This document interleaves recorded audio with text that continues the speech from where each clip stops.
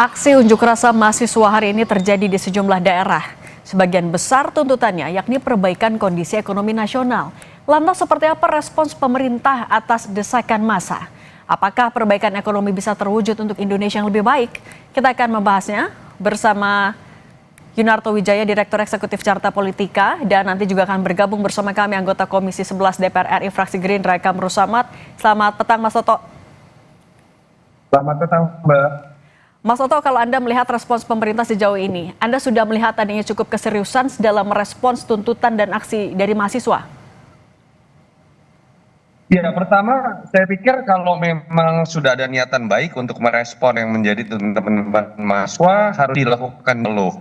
Harusnya pimpinan komisi terkait, harus pimpinan DPR mendatangi teman-teman. Kemudian teman mahasiswa mendatangi gedung DPR, termasuk pemerintah ketika sebelumnya kemarin jelas misalnya tuntutan mahasiswa UI yang tidak diterima karena kemudian yang dikenakan malah para aparat yang seakan-akan ya menempatkan teman-teman mahasiswa ini penyalur aspirasi masyarakat. Kenapa saya mengatakan mereka penyalur aspirasi masyarakat? Kalau lihat tuntutan ini sudah tahun yang lalu diserahkan secara sadis oleh netizen, oleh influencer, oleh masyarakat secara individual, dan belakangan mulai bukti apa yang disuarakan terkait BG, terkait kooperasi putih, terkait pelemah dolar atau rupiah, terkait mahan IHSG, dan yang menjadi alasan utama apa sih pada akhirnya masyarakat terutama teman-teman mahasiswa ini turun dalam demokrasi. Sebenarnya kesalahan kebijakan dari pemerintah itu biasa saja. Yang berbeda Indonesia adalah ketika check and balances mati, dan itu jadi ketika DPR tidak suara sebagaimana mestinya. Karena partai itu beli dengan masuk partai-partai tersebut menjadi anggota koalisi dengan diberikan kompensasi dari ketua umumnya, anggota partai di pada titik itu koreksi kebijakan tidak terjadi, dan pada kondisi seperti itu menjadi lumrah satu-satunya pilihan buat pihak yang ingin mengkritisi adalah turun langsung ke jalanan. Tapi ya itu pertanyaan awalnya, sudah melihat ada keseriusan yang cukup belum untuk menenangkan publik ataupun juga mahasiswa dalam konteks ini?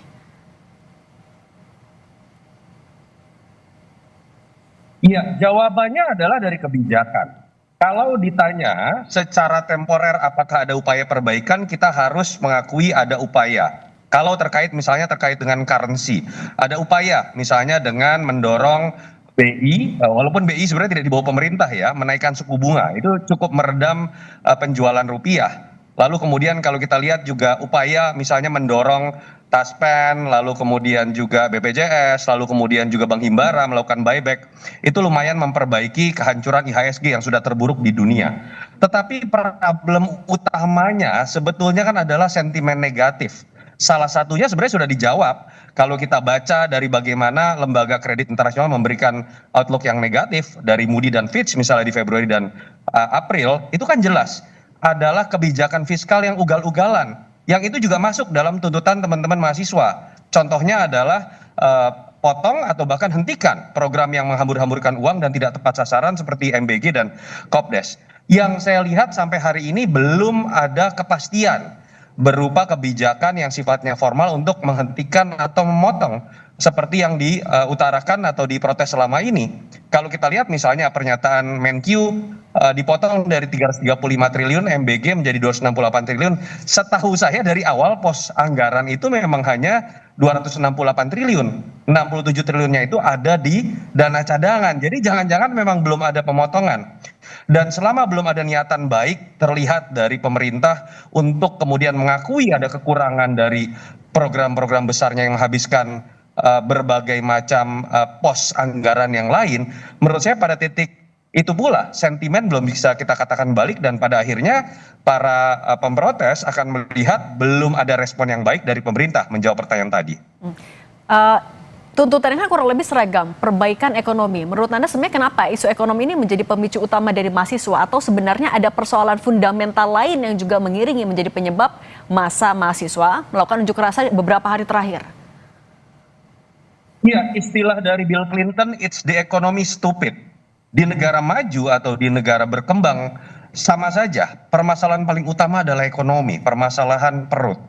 Dan indikator utama yang Pak Prabowo pun pernah nge-tweet itu ya, bahwa kinerja sebuah negara itu akan dilihat dari currency-nya. Itu sudah terjadi. Currency kita year to date itu salah satu yang terburuk di Asia. IHSG kita year to date dari awal Januari itu salah satu yang terburuk di dunia. Ini kan sinyalemen dan alarm. Jangan sampai kemudian terakumulasi menjadi problem inflasi. Inflasi itu sudah berbicara mengenai kebutuhan perut dari masyarakat. Ini luar biasa loh menurut saya, diingatkan ketika belum sampai pada inflasi double digit, permasalahan inflasi pangan dan lain-lain. Harusnya ini direspon secara baik. Jadi menurut saya memang ini problem mendasar terkait dengan kebutuhan perut. Dan yang menarik adalah ketika dilihat problemnya misalnya terkait currency, ternyata bukan di moneter, bukan salah BI. Tapi masalah trust dari kebijakan fiskal yang membuat banyak arus outflow terjadi. Yang kedua, kalau kita lihat kenapa sih sampai harus turun ke jalan? Karena tadi dalam negara demokrasi lain, ketika kesalahan dari kebijakan itu bisa dikoreksi lewat check and balance yang dilakukan oleh parlemen, di sini tidak terjadi. Kenapa? 85% kekuatan partai parlemen itu sudah dibeli. Dan itu menurut saya kritik bukan hanya terjadi pada zaman Pak Prabowo, zaman Jokowi juga terjadi, zaman Pak SBY juga terjadi, tapi skala paling ekstrim itu terjadi pada masa Pak Prabowo. Oke, kami juga sudah tergabung dengan politisi Partai Gerindra, Mas Hastrio. Mas Astrio, selamat petang. Selamat sore, Mbak. Apa kabar? Oke, Mas Astrio, ini kan aksi unjuk rasa mahasiswa kembali digelar hari ini di sejumlah daerah dengan tuntutan yang sebenarnya kurang lebih sama, perbaikan ekonomi. Respons Anda? Iya, Mbak. Jadi pertama-tama tentu saja Partai Gerindra menghargai kebebasan berpendapat dan juga aspirasi-aspirasi yang disampaikan oleh masyarakat. Tentu saja dalam hal ini teman-teman mahasiswa kita dalam menyampaikan aspirasinya pasti memiliki underlying reason atau alasan kenapa mereka merasa perlu untuk menyampaikan alasan-alasan ini. Tetapi di sisi lain Partai Gerindra juga menilai bahwa langkah-langkah yang sudah diambil oleh pemerintahan pada saat ini, terutama melalui kebijakan-kebijakan ekonomi saat ini sudah berada di jalur yang benar atau on the right track. Kalau kita berbicara memang dalam beberapa bulan terakhir, terutama di tengah situasi geopolitik yang tidak menentu dan di tengah kenaikan harga minyak yang cukup drastis di bulan Februari pada saat itu menimbulkan beberapa tekanan-tekanan dan maupun tantangan terhadap perekonomian kita. Tapi kalau kita lihat terutama dalam seminggu terakhir, Mbak, kita sudah melihat perbaikan-perbaikan, jurus-jurus yang sudah dilancarkan oleh pemerintah maupun bank sentral dalam hal ini, termasuk beberapa langkah diantaranya adalah dengan menaikkan yield daripada SBN kita, lalu menaikkan daripada suku bunga kita, lalu melakukan intervensi di pasar falas. Beberapa langkah-langkah ini terbukti mulai dari minggu lalu bahkan sampai hari ini sudah menimbulkan inflow terhadap baik itu di kurs kita maupun untuk daripada equity market kita. Dan ini tercermin dari nilai mata uang rupiah yang terus menguat dan juga IHSG kita yang terus juga menguat. Nah, langkah-langkah ini merupakan sejalan dengan komitmen pemerintah untuk memastikan bahwa investor tetap memiliki kepercayaan di Indonesia dan bahwa yang paling penting adalah fundamental daripada perekonomian Indonesia ini berada di level yang sangat baik. Lalu yang kedua adalah yang perlu diingat, Mbak, bahwa pemerintah telah melakukan segala daya upaya, bahkan di tengah tantangan global hari ini, terutama di tengah kenaikan harga minyak yang tentu saja menimbulkan tekanan pada APBN kita, pada fiskal kita, tapi pemerintah tetap sampai hari ini tidak menaikkan harga daripada BBM bersubsidi.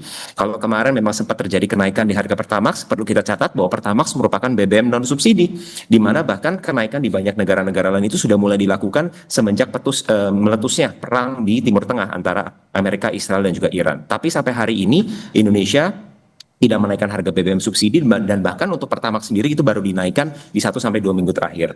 Nah, ini menunjukkan komitmen daripada pemerintah di mana daya beli daripada masyarakat ditempatkan di posisi utama. Karena kita tahu sendiri bahwa transmission effect daripada kenaikan harga energi, terutama harga minyak, harga bensin, kalau itu tidak ditanggulangi maka transmission effect terhadap inflasi akan sangat cepat dan yang dirugikan adalah daya beli masyarakat. Justru ini menunjukkan komitmen pemerintah untuk tetap menjaga daya beli masyarakat dan prinsip-prinsip keberpihakan kepada masyarakat.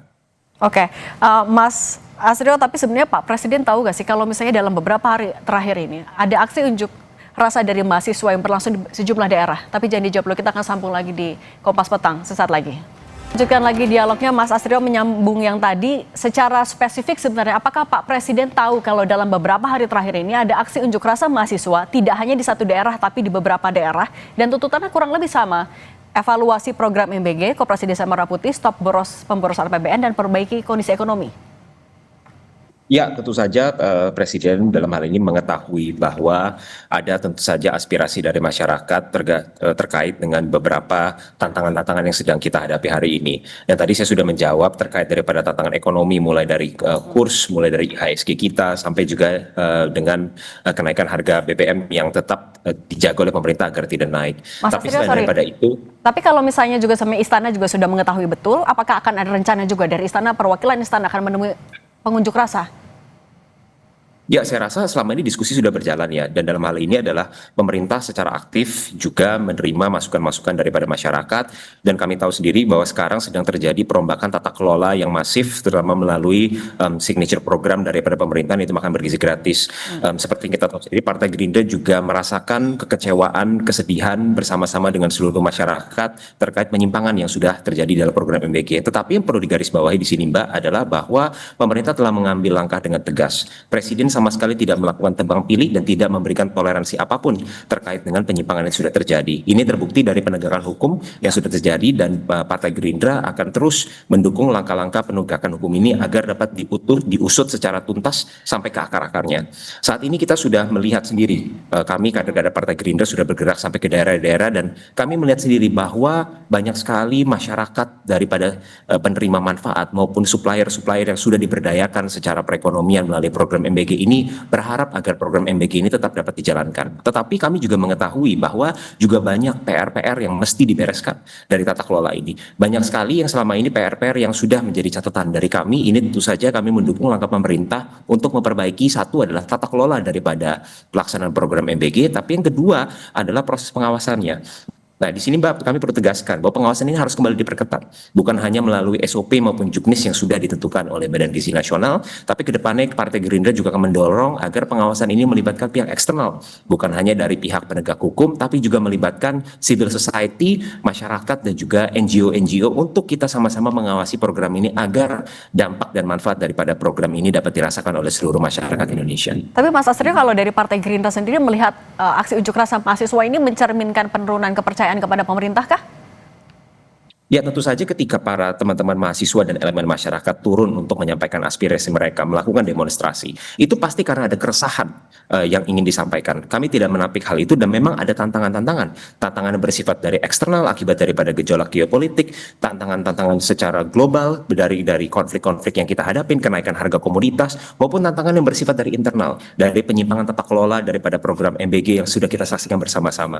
Nah, tentu saja ini menjadi catatan yang kita akan dorong bersama-sama agar perbaikan tata kelola ini ke depannya harus benar-benar digencarkan, supaya bukan hanya kita tidak berbicara kepercayaan publik pulih, tapi benar-benar bagaimana caranya agar program ini dapat terlaksana dengan baik, sehingga dampak daripada secara short term untuk perekonomian dan juga secara long term untuk investasi di sumber daya manusia kita ini dapat terlaksana dengan baik. Dan kami hargai aspirasi dari seluruh elemen masyarakat, termasuk dari teman-teman mahasiswa yang menyampaikan aspirasinya secara publik.